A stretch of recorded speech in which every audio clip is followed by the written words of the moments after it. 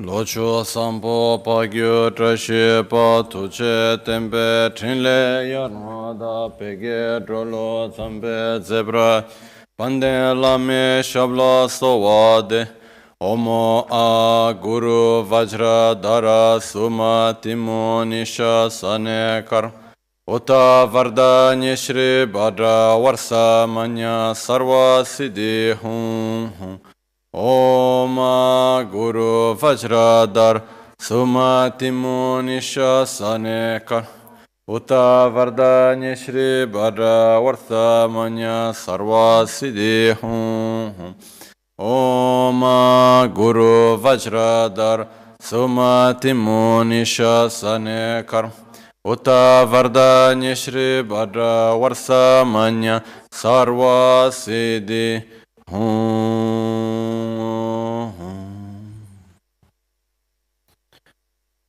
Pakyuke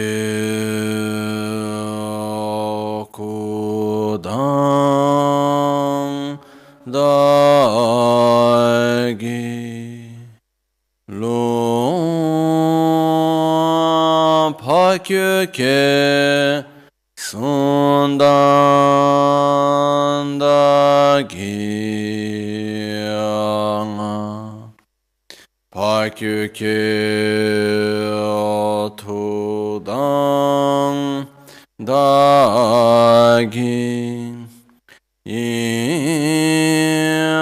Teyerme Chiktu Chingialo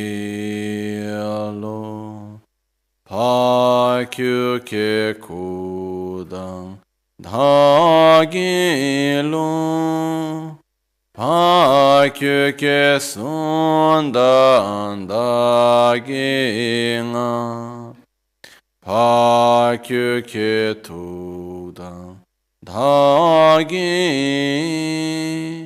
Teyerme Chiktu Jingilo Makyuke Kudang Dagilo Makyuke Sundan Daginga Makyuke Tudang Dagi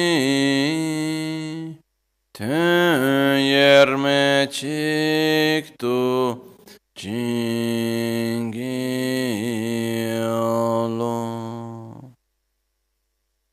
Om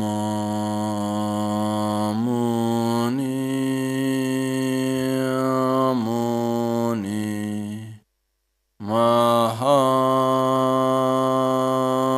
Mahamuni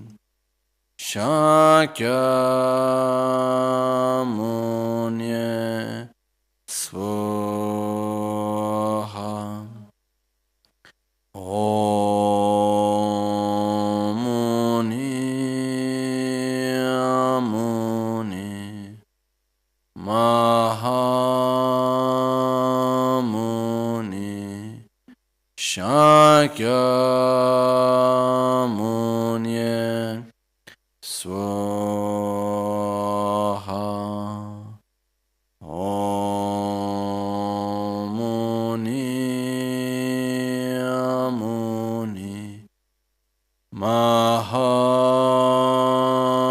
Mahamuni Shakyamuni Swaha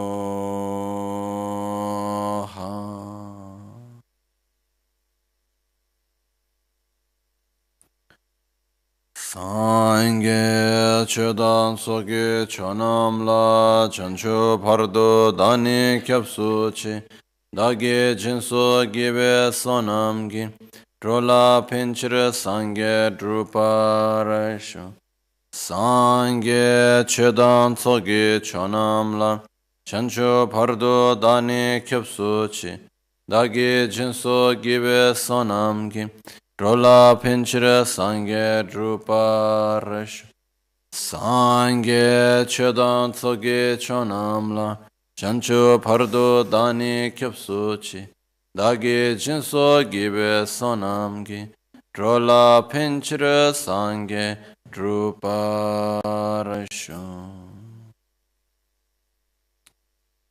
In the Buddha, Dharma and Sangha, I take refuge unto enlightenment.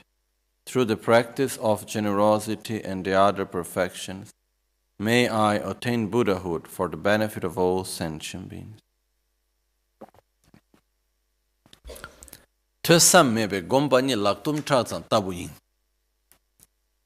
As was said by some great master, and I forgot exactly who said this verse. It says, to meditate without having listened and comprehended, it's just like trying to escalate a big rock with the hands closed. We climb a big rock with the hands closed. It means we cannot grab at anything. So in order to meditate, we must understand. Because to meditate means to familiarize our mind with something. First, I need to be able to reach that something in order to familiarize my mind with it. Okay. So, based on that, we need to listen, we need to comprehend, and after that, we can actually meditate. Okay. This is like this for every subject as we go. And the same thing is also for our own process of death. The process of meditating on death is something that appears in different moments of the practice of the path. The first part, it's when it talks about the preciousness of this life, and then it talks about the certainty of our own death. But what is important is that even though we have the certainty of our own death, it is a big taboo. It is something that we don't talk about. It is something that we act just as if it's not going to happen to me. But it's actually very sane to experience and to deal with something that is a certainty as such. When there is something that is a certainty and we deal with it as if it was an uncertainty,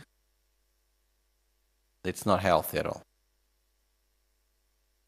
Instead, when something is sure, when something there is no doubt about, then we cannot make anything to change it. We need to deal with it. To deal means to understand, to have clarity about it, to accept it. Because when we don't accept something that it's something completely natural and there is no other way around, then this would just create more and more suffering. There is no any benefit whatsoever in it. And one of the biggest taboos of our times is death. Death is something that we don't talk about. I don't know how you say in English, but in Portuguese there we say touch iron. Huh? Knock on wood. So okay, when you talk about that, you say okay, knock on wood, be careful, don't call it, But one of the important things to understand is that talking about death won't make death to happen earlier. Won't bring death. On the other way around, it's actually very healthy for us to be aware of something that is real, that is there. So, there is nothing wrong about death. There is no mistake. But sometimes, when we talk about death, when we think about death, when someone near to us dies, very often people see it as a sort of violence that have happened, as a sort of being a victim of something, of something wrong happened. Nothing wrong happened. Death is the most natural thing. And even, it's actually quite spontaneous on us, no? When someone dies, we say, oh, I'm so sorry he died, no? And as if something wrong have happened somehow. While actually there is nothing wrong in dying. What we need to be worried about is dying badly, not in a good way, and living in a negative way. That's what we really need to be worried about. It's quite interesting because when someone dies, our question is how old he or she was and what he or she died from. But we never ask how did he live.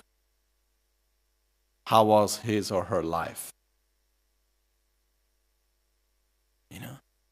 which the problem is not dying, the problem is not living correctly, not living in a good way, and dying in a bad way. That's the real problem.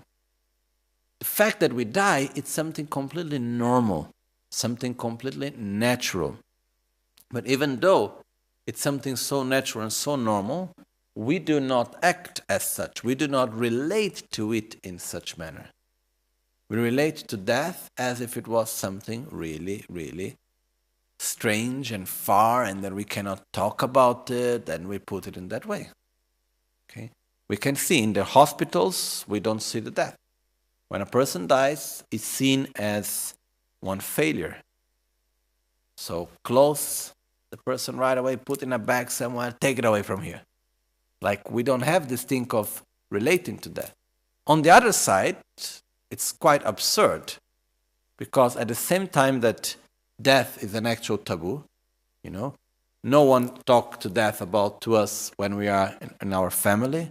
No one talks to death to us in our school, in our education, in the information we receive. Generally speaking, no one is coming to us and preparing us for death, our death and other people's death. No one is talking about that. On the other side, it's absurd because death is always present in our lives. Since we are kids, there we are playing games and video games of killing each other. Then when we go to the movies, then we start seeing in the movies so much violence, so much killing. No? If we look at an action movie, how many people are being killed? So we, how to say in English, banalize, we banalize death, but we do not get in touch with it. Then we look at the news, 20 died here, 50 died there, this happened, that happened. Then they show on the news like people being killed live. But still, it's a taboo. It's not something that we really touch into. It's not something that we really deal with, So, and all of this is actually in a way quite violent, because what somehow we do is that we are always putting death, banalizing death, but not dealing with it. And this somehow makes me to think about the phrase of Einstein in which it says, to do the same thing again and again and to expect different results, it's the meaning of being crazy. No? To be crazy is to do the same thing again and again and expect different results. So if we look in our own families, in our own history, how many times have it happened that within our own family people died and then there was suffering, then there was no acceptance, then there was so much difficulty and so on? How many times? Many. And still we do not prepare ourselves. Still we are not there teaching each other, okay, from our childhood and in our school education and later, okay, hello guys, here is, today we have the lesson about death. How to prepare for death, how to deal with it, and so on. On the other side, we still have this crazy idea that we can be immortal. So from the science point of view, and many different ways, there we are with this idea, how to reach immortality, and how to gain something to be immortal, which is a completely crazy thing. On the other side, we all want to have a long life, but the point is that the importance is not how long our life is. This really doesn't matter that much. The problem is that time. The fact is that the importance of time is not for time to be long. It's not the quantity of time, but it's the quality of time that matters the most. For example, when we are with a friend, what is more important? How long we stay with this friend? What, the quantity of time or the quality of the time? It's much more important the quality. Sometimes we stay 2 days together and it's worth like a month. Sometimes we can stay a whole month but no quality, so doesn't mean much, doesn't remain much. So generally speaking in life, relating to time is much, much more important the quality than the quantity. for everything. We go to one place, it's more important the quality of the time in which we relate to the place, or we are with a person, it's more important the quality of the time than the quantity of the time. When we have time with quality, it remains on us, the memory and the experience and so on. We can have a long quantity of time with no quality, it doesn't know much remains.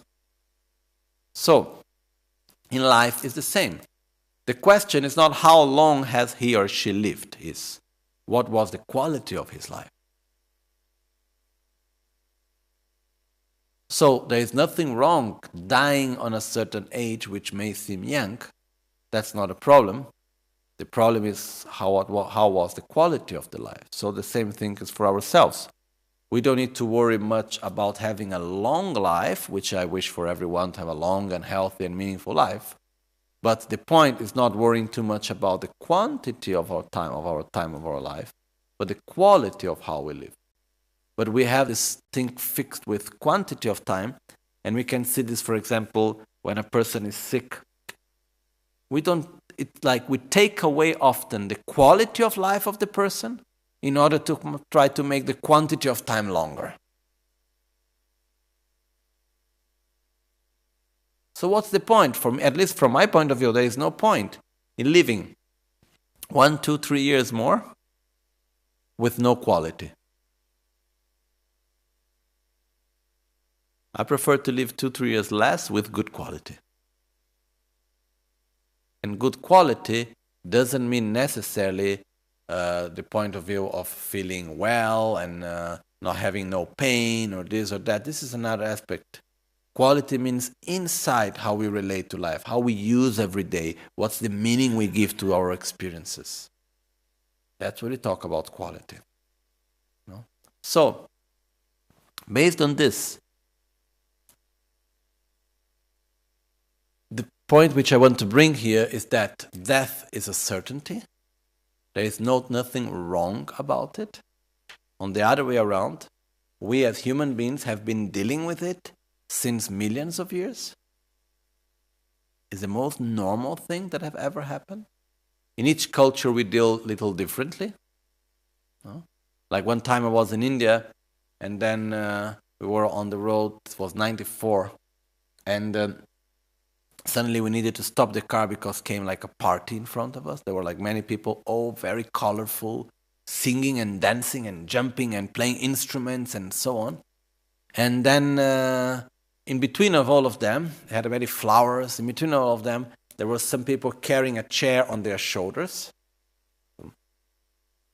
long wood, and they were carrying this, and they were jumping and dancing with this chair. And on top of the chair, there was the deaf guy, who was tied up on the chair, full of flowers and colors that was there shaking on the chair, And they was making this big party. I don't know what was their meaning, what they were feeling, but for me it was, when I looked to it, it looked like a way to celebrate the life of the person, instead of not accepting the death. Okay? I think this is another aspect which is important. It's only because of death that we see the importance of life another way. Okay? But anyhow, the point which I want to bring, the first point is, we need to normalize the relationship with death. It is something normal. We don't need to worry about it. We need to prepare ourselves for it. This, yes. But it's something that is normal. There is nothing wrong to talk about it. There is nothing negative to talk about it. There is nothing wrong when someone dies. There is nothing bad about it. The problem is how we die. The problem is how we live. It's not a problem because it's a fact. Okay. There is a difference between problems and facts. Something that has solution is a problem. Something that has no solution is a fact. Death is a fact. Okay? A problem by definition can have a solution. Death has no solution. It can come earlier, it can come later, but it will come. And there is this short story, which is not Buddhist, but it fits well, which is a man, that suddenly he sees death coming towards him. So he starts escaping from death. He takes the horse and go fast for 7 days and nights without stopping, running all the way. He was very far away to escape from death. And when he reached a place where he feels safe and he looks behind, he doesn't see death anymore coming after him. He relaxed and he looked, and there is death in front of him. And then the death come to him and say, "Oh, look at that. You came running directly where I was. You came to meet me here. I was coming exactly to here. You came to the same direction as me." This is a way to say we cannot escape. When it's the moment, it's the moment. Okay? And what I just want to say is just make this difference. Death is not related as a fact. It's normal. How we deal, how we die.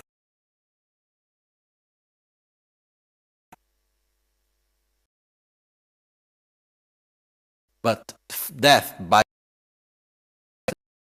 the fact. And a fact needs to be accepted as such. Because when we don't accept a fact as a fact, it will just bring more and more suffering in many different levels. Okay? And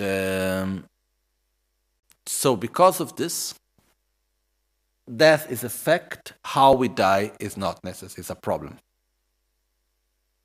How we deal with others people, death, it's a problem, which means it has solution. So because of that, it's very important for us to understand better. What is death? Yesterday we made this question, what is death? And then within the Buddhist context, how is death happening? What is the process of death? To understand more, to get a little bit more acquainted to it, to understand more what happens. Because we get much more fear of something that is unknown. When we start to understand, when we start to have more acquaintance and so on, then, we start to make some friendship with it. Start to understand it better. This is something that is very important for all of us. So, there are different ways and different levels of how to prepare ourselves for our own death, and I would like to start seeing these aspects today. Okay? That's why I started with, first we need to listen and comprehend. First we need to listen and understand what is the process of death, how is that all going to happen, and after that, then we can meditate on it, which is the true way of preparation. When we talk about death, there are different levels and different ways of relating to death. There is one level which is the general acceptance of death and the general understanding of what is death and so on. There is another level which refers to how do we deal with others people's death, which is very important. Yesterday you had my mom here, was talking to you a lot about this also. And then there is how to prepare for our own death. Okay? And on all of this, there are different levels and different ways how it's possible to do. So, when we talk about dealing with others, one of the important things is that when we are near to someone that is on the process of dying, before that, I forgot to say. First of all, it's something that it's important for us also to prepare ourselves and to train ourselves. Because even though it's something not so nice to say in this way, it's somehow almost inevitable that people near to us will die. If things go in the way how supposed to be, like how so-called supposed to be, children are supposed to die before their parents. After their parents. The parents are supposed to die before the children. No? So if we have our parents, grandparents, people we love, the only way of not seeing their death is basically or dying before or dying together. So, because that's not what we want, that's not how things are supposed to be, it's important for us to prepare. It's important for us to understand there is nothing wrong in that. But the main thing is, once we really see, once we really get into contact with the mortality of the people we love, we also understand that the problem is not that they are going to die. The problem is, how do we live with them nowadays? Again, problem is not quantity, but it's quality. That's the importance. So, once I am sure that someone that is near to me will die and I don't know when, or I will die before who don't know when, we should give more quality and more importance to the way how we relate in our daily life. This is very important. So, we don't know when we are going to die. There is no certainty of that. Some of us, we get, and like a letter of, not like remembering us, saying, oh, okay, careful, you are going to die. You know, like when we have a diagnosis. Like this just made me remember now. Sorry, I didn't say in Italian, but one meditator, he was the teacher of a friend of my friend. And they went together to the mountain to meet his teacher, and he had big problems in his lungs. A lot of coughing and so on. So the students somehow forced him to go to the hospital. He was living in the mountains, on some cave, small hut in the mountains, meditating. And then they forced him to go down and go to see the doctor in Delhi. So, okay, finally he went to the hospital, he made all the exams and so on, and the doctor didn't want to tell him what he had. So one day, this monk, a meditator, he was there in the middle of this hospital in Delhi, and then one day, the days were passing, the doctor was never looking to him in the eyes as telling him what he had. So one day, he saw the doctor coming through the corridor. He went more like oriental way, and he put on his knees, and he grabbed the legs of the doctor. And he said, stop making me wait, please tell me what I have, And the doctor was in this situation, and then the doctor said, he was trying to find some excuse. He said, no, you tell me what I have. And he said, you have cancer. And then he said, what does that mean? He said, that you are going to die. Then he started laughing and laughing and laughing. And then he said, if to have cancer means that I'm going to die, I always had cancer since I was born, because I always had to die since I was born, That's the most normal and natural thing for me. So he started laughing, he went back to his meditation place, and he did 3 months prostration retreat. Since waking up until going to sleep late, 3,000-4,000 prostrations a day, more. And after 3 months, he stopped the prostrations retreat, purification prostration retreat, and went back to his normal retreat.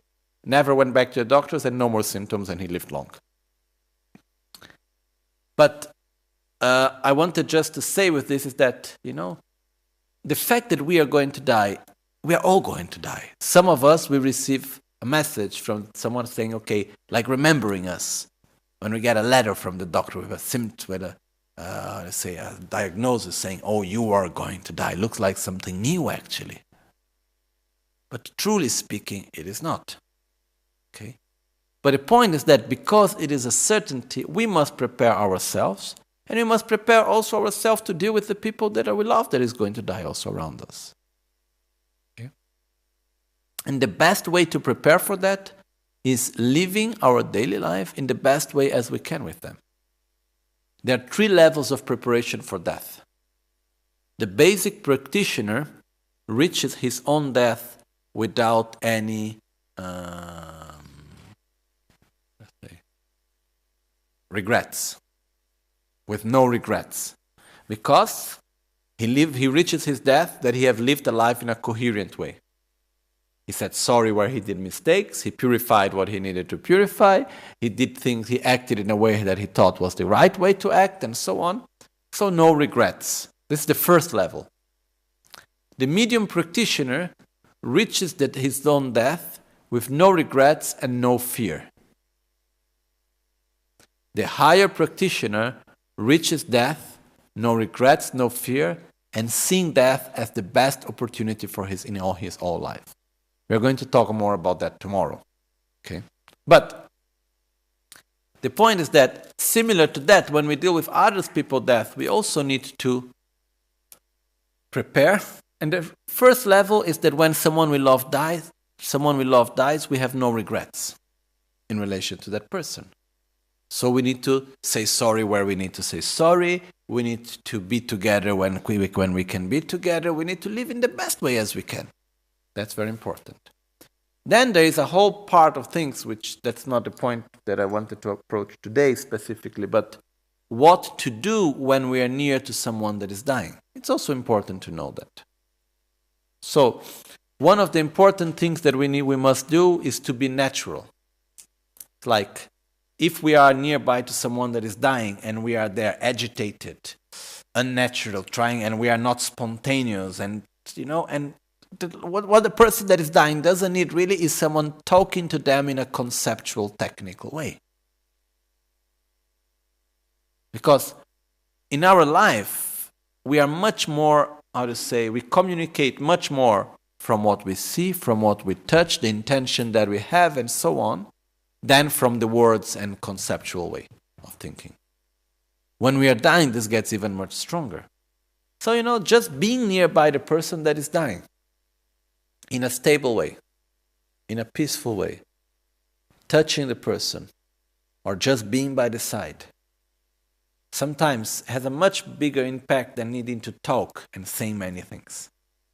We don't need to worry what to say, but how to be present. This is much more important.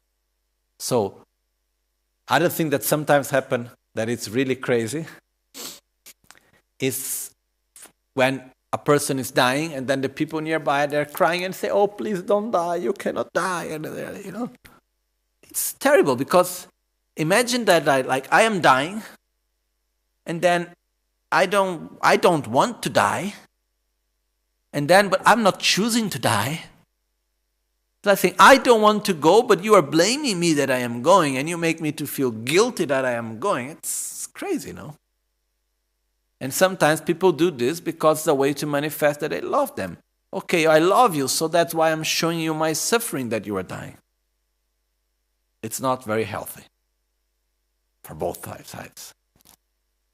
So when someone is dying, even though this doesn't mean that we cannot cry, this doesn't mean that we cannot show our sadness, but the best help that we can give in that moment is to show support and acceptance for the moment, and for something that is natural and normal. So we are there together, we give our presence, we give our love, and this is very powerful to be done at that moment. Okay? It is the most important thing in the moment of death is to die with the mind in a positive, virtuous state. A state of peace, a state of joy, a state of love, of faith, something that is a positive emotion. That's the very important thing. And to direct the mind to something that is positive. It's like the story of the monk that was dying and was completely attached to his tea. So this is a true story, I don't remember the names now, but there was this monk that he was dying, and then he had on his table a cup of Tibetan tea. And he was completely attached to the tea. So his mind was not going into making any meditation or concentrating into anything virtuous. He was just attached to the tea. So what happened is that the Lama that was there saw that, understood, and started explaining to him that the tea in Tushita, the Pure Land, was much, much better than the tea that they had here. And while this monk was dying, instead of making many pujas and saying many things, he just started to describe to him the tea of Tushita. And he started saying, the tea of the Pure Land of Tushita, it has much more butter. And the butter it's much more greasy, and And he started describing the whole qualities of the Tibetan tea. Okay, for me it would not work, but for him it worked because he was very attached to the tea.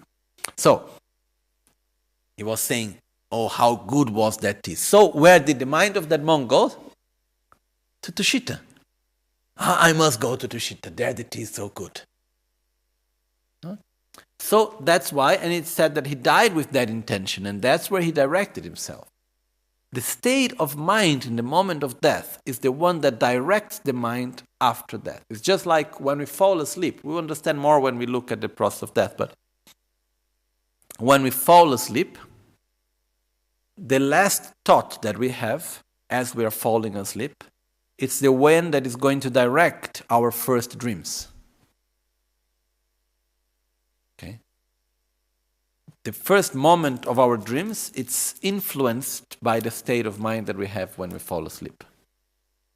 Similar to that, the state of mind that we have when we die is the one that directs our mind just after we die in the bardo. And this is extremely important for the next rebirth. So, the important thing to help someone that is dying is to help the person to stay with the mind in a peaceful state. That's the most important thing of all. Okay. So it can happen in different ways because we are different, different religions, different prayers.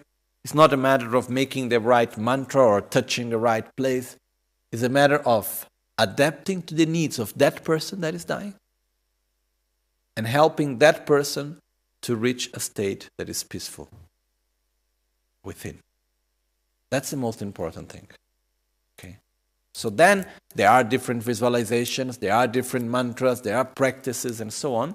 But not always it will fit perfectly because we are talking about people in different cultures and different realities also related to that. So because of that we need to adapt also. Okay. One thing that helps also is for us to understand the actual process of death. Because by understanding the actual process of death, then with that we can not only prepare ourselves, but we can also understand better what is happening on others. And to get a little bit more acquainted with the actual process of death, which helps us to understand and feel more familiar with the death itself. Okay? So, I would say that there are many things that we can say regarding the process of death. So I was thinking a little bit where to go, which path to go through. There is one very important thing, but I don't want to open this door right now, which is the 5 powers of preparation for death. And we have seen that in different times. This is the one that in the end of the Guru Puja is being cited, and which is the power of virtue, the power of familiarization, the power of intention, the power of prayer, the power of familiarization, and so on. So, the power of opposition. Anyhow, we're not going to go into that right now, but I would prefer for us to actually start seeing the actual process of death, okay?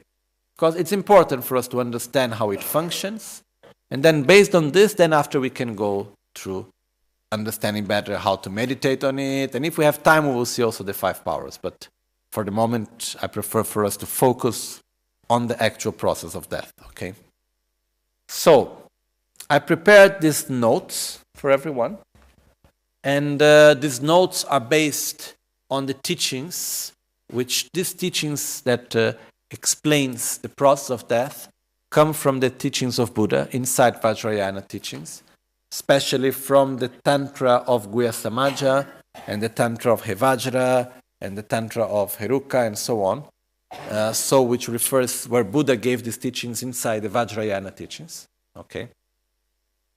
When I talk about the Theravada, Hinayana, and the Mahayana, from my knowledge, there is no any detailed explanation on the process of death or meditation on that in that way. So this is something that is specifically from Vajrayana Buddhism. One of the reasons for that is that in Vajrayana there is the practice of transforming the death into the path. So that for that you need to know what you need to transform and how to understand it and so on. But to understand this process is also very important for us when we see someone dying and to prepare ourselves for our own death. So the first thing that we need to see, that we have here in the very first page, is what are called the 25 gross level factors. The 25 gross factors are 25 aspects of ourself that when we die, they end. That we cannot take with us from life to life. These are the things that end with our death. And these are the 25 gross factors also, are 25 things that they will gradually stop as we die, as we enter the process of death, okay? So, when we die, what happens basically is that the body starts losing its own strength up to a level that gradually it cannot sustain anymore its functions. And it's like if it's shutting off slowly, it's shutting down one part after the other.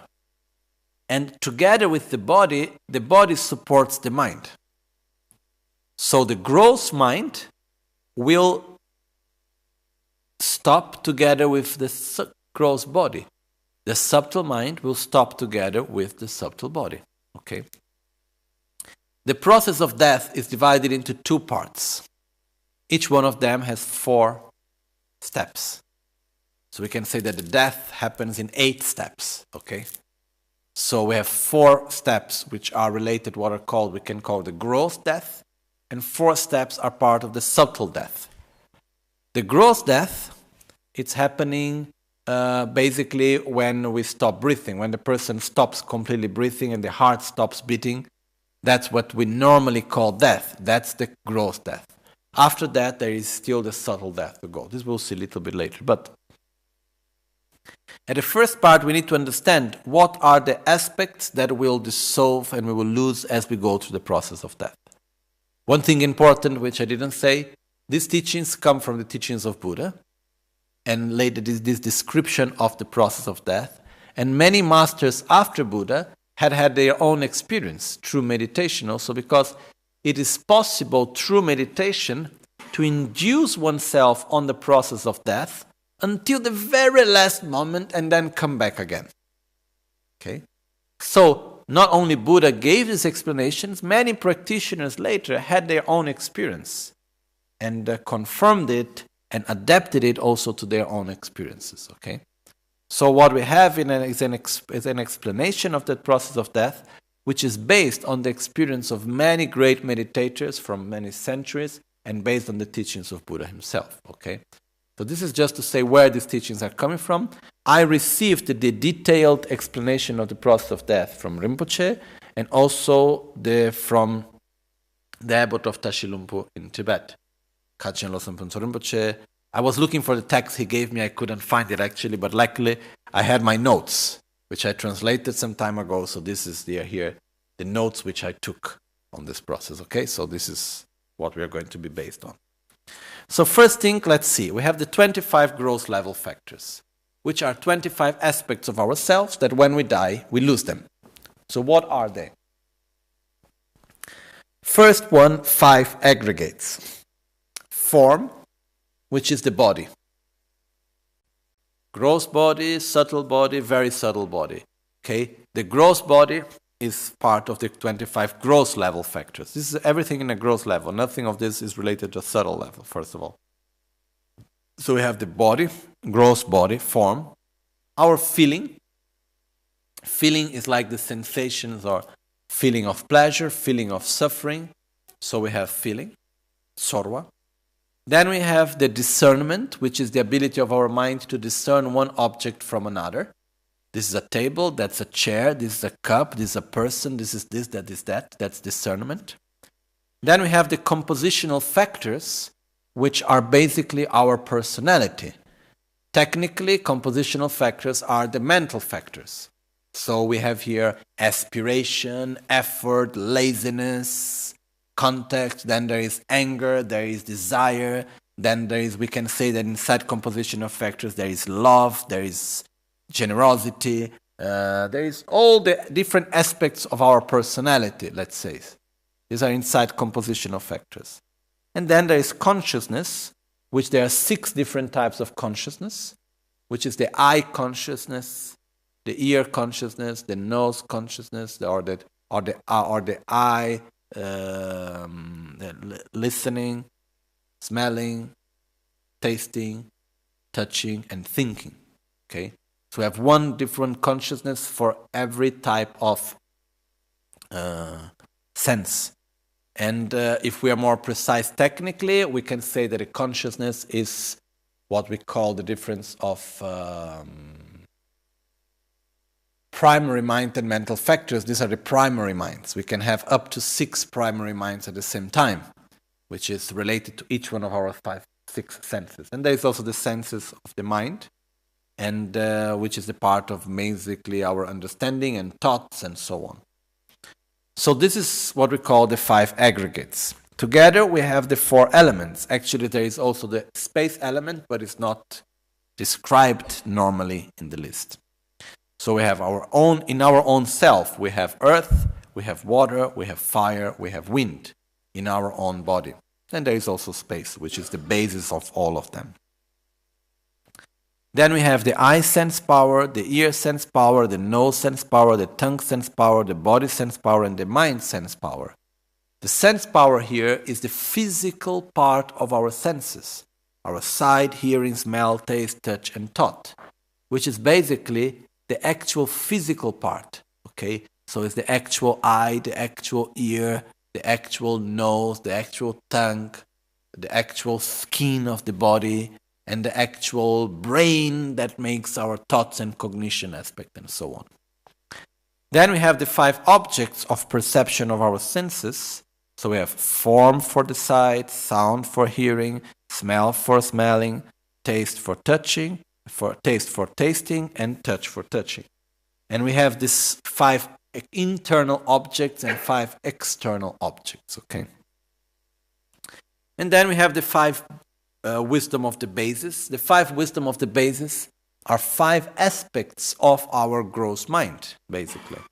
5 aspects that we always have, and they are always present there in our minds. They are called wisdoms because we can develop them into the state of Buddha, but at the moment they are not the basis, they are not fully developed. So the mirror-like wisdom of the basis is our own ability to perceive more phenomenon at the same time. The wisdom of equanimity of the basis is our ability to put things into the same category. So you are all different, but you are all people, human beings. So I'm able to put things together at the same category. I put them together. The wisdom of discernment of the basis is our ability to name things and to discern one from the other. The all-realizing wisdom of the basis is our ability to choose what to do and which way to act. Our wisdom of the Dharmadhatu wisdom of the basis is the mind itself with its own defilements and emotions and so on. Okay? So, these are the 25 gross level factors which are the basis of ourselves. Now, in this body, in this life, we are made out of these 25 gross factors, okay? Here we're talking more and more in a gross level. And these are all mainly connected with the first part of the process of death, which refers to the gross level of death, okay? So we have the gross level, the gross death, and the subtle death. The gross level death, it's when these 25 gross level factors lose strength and we lose them, okay? So, let's go then through the actual process of dissolution, the actual process of death. The process of death is divided into 2 parts, which is the gross death and the subtle death. The gross death is divided into 4 steps, 4 parts, and the subtle death also divided into 4 parts, okay? Which are called the 4 dissolutions and the 4 visions, okay? So, first of all, when we talk of, let's say first we start with the gross death, and then after we will explain the subtle death in the whole aspect. So the gross death is divided into 4 parts. The name that is given, there are different names that can be given to these 4 steps, okay? Now, the most common way of naming these 4 parts of the dissolution of death, or the process of death, are based on the elements. So first of all, we call when the earth dissolves into water, the water dissolves into fire, the fire dissolves into wind, the wind dissolves into the space of consciousness.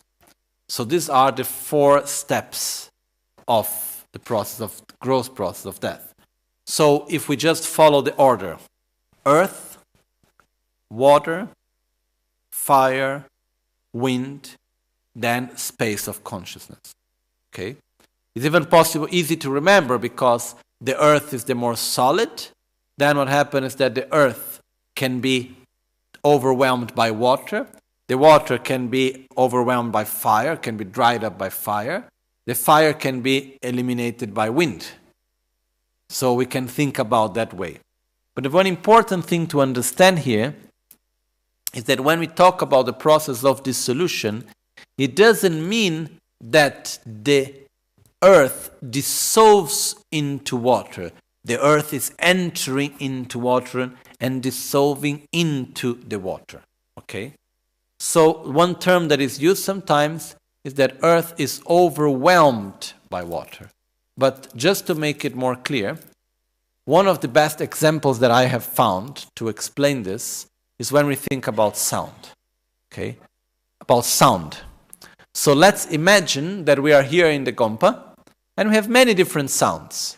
So let's say we have a driller machine going on, and then we have someone knocking, then we have the bell playing, then we have someone scratching at something very small, and we have the sound of the breath, okay? Someone whispering mantras and the sound of the breath. Okay, and then the sound of an ant walking on the floor. Okay? What happens is that, can I listen to the sound of the scratching in the floor or the whispering of the mantra while the driller machine is going on? No. This doesn't mean that that sound doesn't exist, okay? The sound is arriving to me, but the other sounds are too strong. So as the strong sound fades away, the second strong sound becomes more clear, more evident. As that sound fades away, the one below it becomes more clear. And like this we can go on until, for example, there is some rooms which are made in a way that there is no any type of external sound at all. And when any one of us would go inside this room, the experience what happened is that we start listening to our own heart and listening to the sound of the blood flowing through our veins. And they say that it's an actually quite difficult experience, that normally people get quite, not crazy, but they are not able to experience it like for no more than 40 minutes, the longest time anyone was ever able to stay inside this room. So what happened is that we are not used to listen to the sounds. But at the present moment, the sound of our heart beating, does it exist or not? Yes, but we are not aware of it because there are many other sounds which are more strong. Okay? So in the moment that the strongest sounds dissolve, lose strength, the other sounds become more clear. So it's like as if it dissolved into it. Okay? But the actual meaning means one loses strength, the other manifests with more clarity. That other one loses strength, and the other one manifests with more clarity. This is what happens. The earth loses strength, the water manifests more clear. The water was still already there before. Then the water loses strength, and then the fire manifests more clear. The fire loses strength, the wind manifests more clear. The wind loses strength, the space of consciousness manifests more clear. Okay? It's also like this. As the gross body loses strength, the subtle body manifests more clear. This doesn't mean that the subtle body is not there right now, but we are not aware of it because the gross body is too strong. Okay? So this is what we mean when we talk about dissolution, that the earth dissolves into water. It means the earth loses strength and then the water manifests more clear. Okay? So let's see the first of them. First step, which is named after the dissolution of water, but it's not only water that dissolves. Not only earth that dissolves. Earth dissolves into water. And this is the 5 phenomena of the class of the form aggregate that dissolves or loosens strength. The aggregate of form dissolves, the mirror-like wisdom of the basis, the earth element, the I sense power, and the inner form. During the whole process of death, there are the external signs and the internal signs of the dissolution. Okay?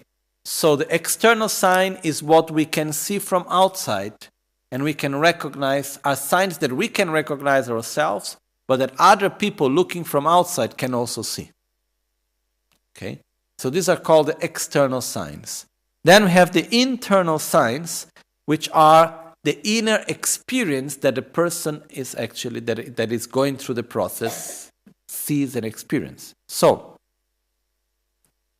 it's very important for me that as we go through this process of death, we understand that it's exactly the same process of falling asleep.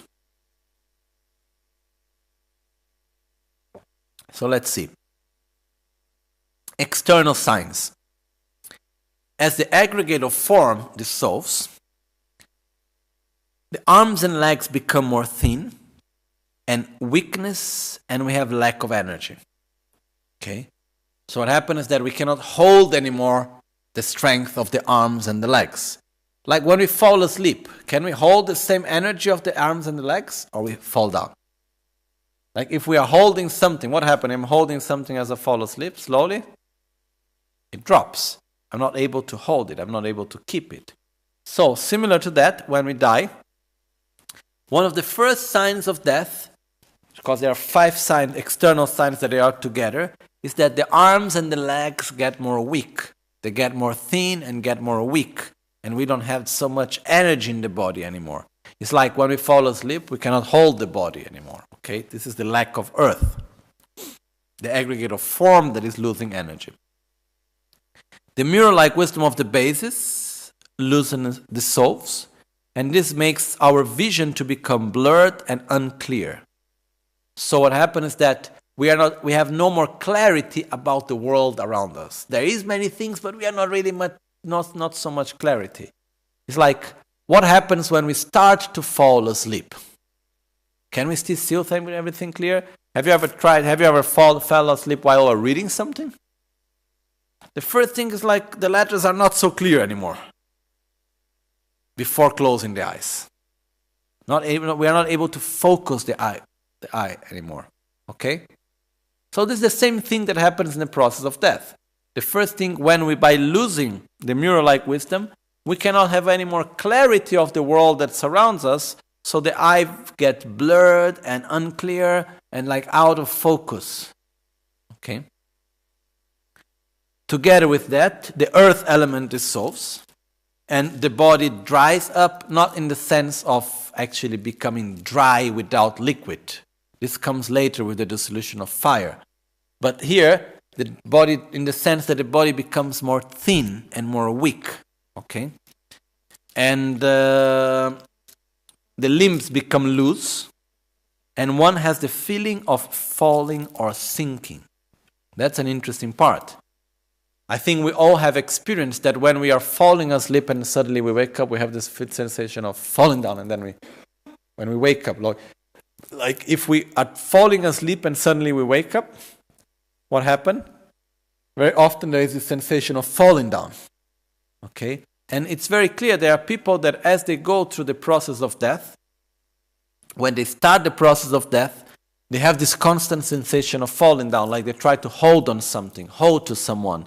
They stand up, they don't lay down, because there is this sensation of falling down. This comes from the fact that the earth element is not there anymore. And the same thing that happens as we fall asleep. When we fall asleep, we lose the earth element, and then poof, there is this fact of falling down. We are not able to hold it anymore. Okay. One important thing to explain also is that the process of death, it's said to be of normally the normal process of death of a person that dies from a natural cause.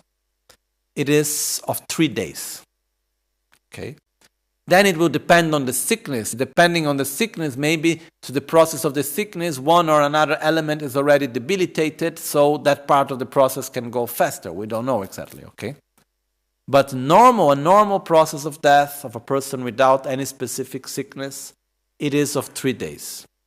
The 3 days is not, they do not start counting when the person dies. It's the process of death starts in 3 days. So this means from the moment the person is not able anymore to keep the eyes open, is not able anymore to have clarity around, the body cannot hold, from that moment until the person dies can take 3 days. Okay? Can take longer in some cases, or can be shorter also. But like generally speaking, in a person from a natural state, can take 3 days. When can it take longer? When person maybe takes some medicines, or are put into some machines or something that somehow holds some of the elements. It's like if we try to follow, if we are falling asleep, we cannot hold ourselves, but then we start taking coffee. We take one coffee, another coffee, but at some point we will fall asleep. Similar to that, we can make the process of, like by taking coffee, when we cannot avoid sleep. We can just keep ourselves awake for a little longer period. Similar to that, when by different machines and medicines and so on, we cannot avoid death, but we can make the process of death to get longer sometimes. Okay? So we can hold the earth, we can hold the water, we can hold this process, but by that we'll just make that part of the process to get longer, which is not necessarily something good. I personally think that I do not agree with euthanasia, but at the same time, I do not agree with holding the process of death longer. I think our process of death should be natural. And sure, if we have a sickness that by making like intubation and so on, it's possible to bring the person back to a state of health when the person can hold his life without needing of machines and so on, then it's okay. But when it's just done in order to hold the person's life, just because we want to make the person to live longer, I personally do not agree. I think it's important to leave the process of death naturally when it's not possible to find a solution for the person to be kept in a natural way alive, okay? So, which I mean, if an artificial life support is given in order to give the possibility of the person in order, again, to be kept, to keep one's own life without artificial means, I think that's okay. But when the artificial means of supporting life are just given when there is no other possibility of natural support, naturally supporting life, I don't agree with that. This is not what I would like for myself. So the earth element dissolves, and then the body loses its strength again, and then there is the sensation of falling down, of failing, of sinking. We lose the eye sense power, and this brings the inability to open and close one's own eyes. This is what happens when we fall asleep, no? The first of our 5 senses that we lose is the ability to watch, to see. And then it's like sometimes we are talking to someone, we fall asleep, and then we continue to listen, but we cannot see anymore. Okay? This is the first step. The other part is we lose the inner form. So this is the loss of the body's luster and loss of physical strength. The luster is interesting to see. It's like this light that we have in the body, no? I have seen very clearly when a person is alive and then when the person dies, when we look at the corpse and when we look at a person alive, there is this luster, this light in the body. It's something quite interesting to see also. Sometimes when people get sick, they lose this luster also. Okay? So this is related to the earth element also. This is the only part that when we fall asleep, I don't think we lose our luster. All the other points is very similar when we fall asleep. It's just not as strong. But like when the earth element goes away, when we lose the earth element, then we cannot keep our eyes open anymore. And so on. Sometimes we can even say, when we are not able to be, okay, sorry, my earth element is going. I cannot keep my eyes open anymore. I'm not able to function so well. I'm not able to understand so much what is happening around. My earth element is going. So I'm losing my mirror-like wisdom. I'm losing this point. The inner sign, which is what we perceive as we go through that process, is called the mirror-like vision. The 4 visions that happen during the process of death, which is actually a total of 8 visions, 4 during the gross death, 4 during the subtle death, are not mystical visions, okay? Are not like, oh, you have a mystical vision of this or that. Are just the normal process of what happens to us as we go through that, the inner experience. So, for example, if we close our eyes right away, can we have right away darkness, or we have first light and like little blurred light, and then slowly it becomes more dark, and then we have little points of light coming on? It's like that, right? So similar to that, what is a mirror-like vision? The mirage-like vision. What is a mirage? It's when we are on the desert, and then there is the heat, or we can see also maybe on the asphalt also, and then there is the heat, and because of the heat on the air, we can see something moving, and it looks like water. Okay? So, similar to that, when we close our eyes right away, there is some movements going inside, there is something happening there. Okay? So this is more or less what happens at this moment. So the inner vision is not like, okay, a mystical vision of a mirage of someone that comes to you. It's just the fact that when we lose our eyesight for the first part of the moment, we are still having inputs, we still have things coming there. Just like when we close our eyes at the first moment. When we fall asleep and we first close our eyes, it's not right away darkness. There are still images, and mainly it's like lights. Sometimes I remember people saying, oh, I was meditating and I closed my eyes and I see lights coming. What is that? Simply that's the impulse from your eye nerve that you still have of light coming, okay? Nothing special, okay? It's normal. Everyone, close your eyes now. First there is more like a white shade, and then slowly it starts becoming less, and then you start getting points of light. There is nothing mystical in that. That's happening to everyone, okay? Actually, a very good sign is when we close our eyes, and slowly it can become totally dark. This means our eyesight is really rested. Okay? But it takes some time normally. And especially if we look very strongly to light and we close our eyes suddenly, we will still have the impact of that. Okay? So this is similar what happened as we have this mirror-like vision. This inner vision of the, I continue to say mirror-like vision, this mirage-like vision. So, it's the sensation of this vision of something moving, which is not clear really what it is, and little clear and light. Okay? The important thing to understand this is that as we go through this process, we know more or less what is happening. When we see that we cannot keep our eyes open anymore, and our body is losing strength, what do we say to ourselves? I'm falling asleep. Okay? Similar to that, there is a point when we are not able anymore to keep our eyes open and the body starts losing strength, we have the sensation of falling. What can that mean? I am dying. So this is the first sign that we can see in a person, or we can see also in ourselves.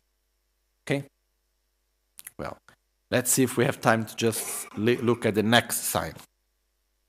So, the second part, just very briefly, is when water dissolves into fire. And here, when water dissolves into fire, and actually it is the 5 phenomena of the class of feeling that are dissolved, but we use the element just to name it. First one is the aggregate of feeling, the water element, the ear sense power, the inner sound, and the wisdom of equanimity of the basis. So let's see the external signs. As the aggregate of feeling dissolves, the person gradually loses the three sensations related to the awareness of the body, which means the feeling of pleasure, suffering, or indifference, which we have through the body, it's lost at that moment. So, it's like when we fall asleep. For example, I think it have happened to all of us to fall asleep while in pain. Maybe we have a toothache, or we have a headache, or we have whatever type of pain, or we feel too cold, or anything like that, and we fall asleep. What happens as we fall asleep? There is a point where we have not yet fallen completely asleep. We are already the eyes closed, but we somehow sort of relax from that pain or that tension. We lose the connection with that pain and that tension. Okay? This is when the water element dissolves. Because together with that, the feeling, the aggregate of feeling, aggregate of sensation dissolves. And by that, we lose the contact with the external world in that sense. Okay? The sensation or feeling is the result of contact. Contact is the union of the object, of the sensory object, the sensory, the power, the eye power sense, and the consciousness of the sense. Okay? So the sense object, the sense power, and the sense consciousness. So what happens is that when one of these is not there anymore, there is no more sensation related to that. So as the body is losing strength, and we are losing contact with the body, we lose contact with the world around us also, naturally we lose also the feeling related to the body. This is very, very important point, because by that we have a different way of understanding when we see someone that is dying. Normally, actually what we mainly see as the suffering of death is the suffering of pre-death. It's before dying actually. When the actual process of death starts, until the earth element is dissolving, there is still pain or happiness or pleasure and so on. When the water element starts to dissolve, there is no more pain or more pleasure related to the body and also related to the mind, as we will see as the wisdom of equanimity dissolves. So, this means that when we see the person that the eyes are not anymore open, the body is not anymore moving, the person is still breathing,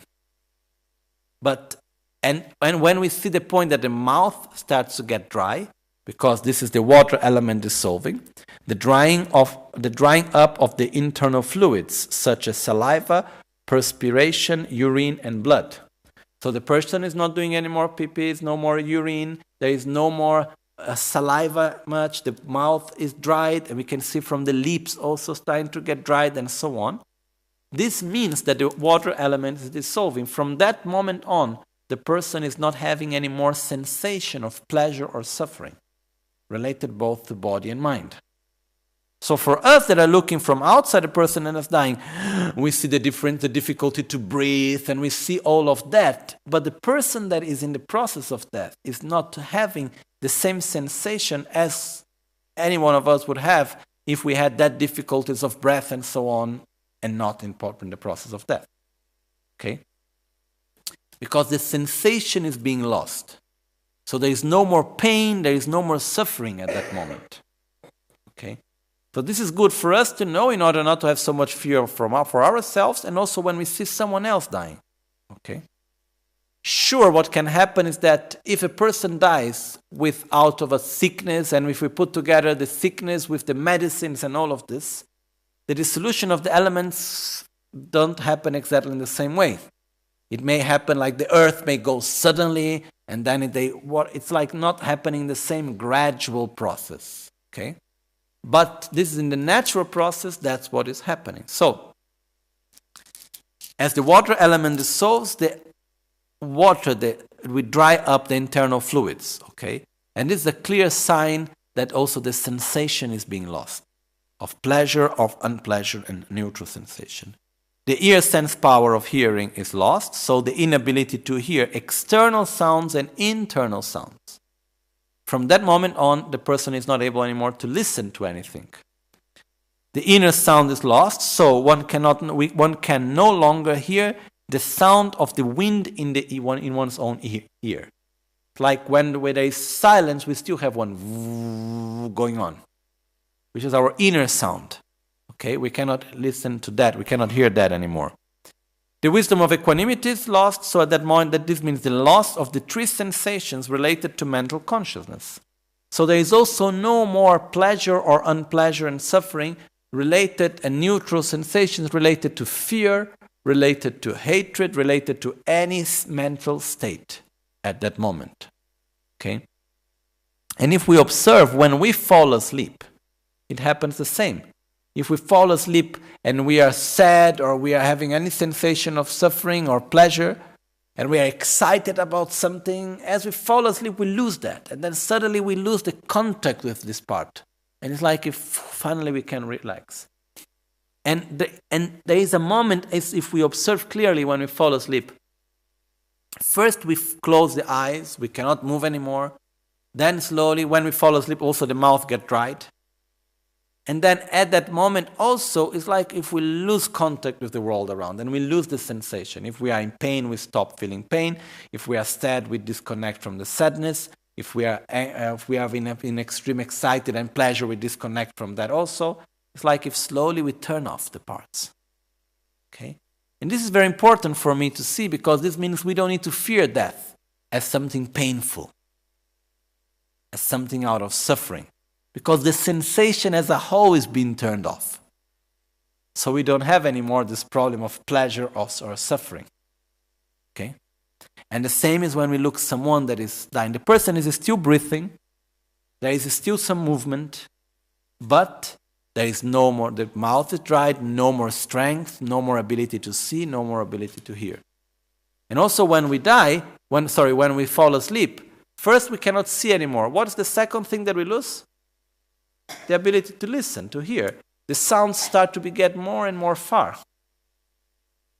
It's like if the sounds start to get more and more far, okay? We need to remember that all this dissolution, the word dissolution in a way is correct because it shows a gradual process. It's not like boom. It's like gradually we're not able to open the eyes, not able to move the body, not able to listen to the sounds, losing contact with the world, losing the sensation, and so on. The inner sign of the dissolution of water is called the smoke-like vision. Sometimes I saw it depicted as smoke coming out of a house. No. It's not that we see smoke. Is smoke-like. Something that is like is not it. Okay, otherwise we would say you see smoke. It's called smoke-like vision or fog-like vision. It is like first vision was the vision like a mirage, which means there is movement, there is some difference of light and dark, okay? There is maybe some colors, and there is this movement going on. When after this, it becomes with no movement, and it becomes like if it fades completely like fog. Like if we are in a room full of white smoke. Okay? Like gray, white smoke, like a fog that we are in. Okay?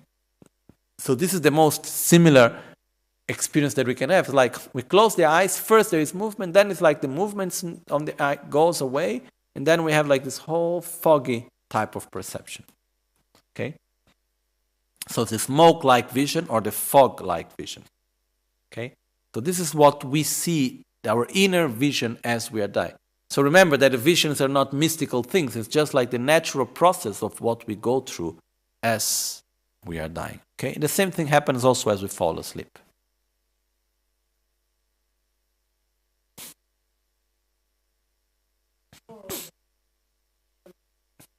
To direct one's own death, okay, to influence one's own death, the most important thing is to do it as the process is going on, okay? We can do actually, until we have resources available, we can use our resources. Here, our mind is still functioning, eh? So we still can direct things, okay? We still have discernment, we still have, which is a very important part, for example, we still have the ability to direct our mind. It's like when we are falling asleep, we lose contact with the external world, but the mind is still functioning. Maybe we cannot feel things anymore, but we can still function with to direct our mind at this moment, okay? The next step, as we will see, is that part. So we just observe, just understand clearly, just look clearly, what is that we are losing and what is that we still have? And based on that, we can understand what we can do, what we cannot do. Okay? This is important. So with this, we conclude the second part, and now we stop for lunch. Okay? And then after lunch, we will continue to see all the other dissolutions and so on. Omahon Tambala me Sangye Rinpoche, Kyobala me Tamcho Rinpoche, Drimbala me Gendu Rinpoche, Kyamne Kunjo Sumla Chopa Bulocho Sambo Pagyo Trashipa, Tuche Tembe Tinle, Pegyo Drolo Zambe Zebrache, Panden Lame Shela Chopa Bul. Jetsun Lame Kutse Rabden Chin Namkara Tinle, Chochur Geba Dan Losan Tembe Drame Sas. Drove Munse Tautu Neguruchi, Nimo Dele Tsendele, Nime Kunyan Delek, Ninsen Taktu Delek Pe, Concho Sumke Jingi Lop, Concho Sumke Ngodrup Sol, Concho Sumge Trashi Shun.